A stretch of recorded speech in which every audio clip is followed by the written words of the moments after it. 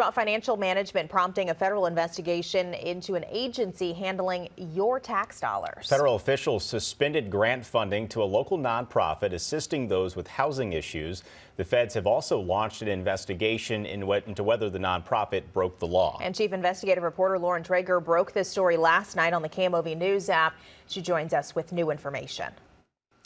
In this letter from the board, the local agency put the now former leader on notice. Concerns about his leadership and about how funds were being handled may have put them in hot water. They're clear violations. Yeah, and since 1991, that's been the law. Will Jordan has spoken with us on housing issues before. He was the longtime head of the Metropolitan St. Louis Equal Housing and Opportunity Council, known as EHOC. EHOC has been widely praised and supported by civic organizations for their work providing eviction defense services and investigating alleged violations of fair housing laws and discrimination.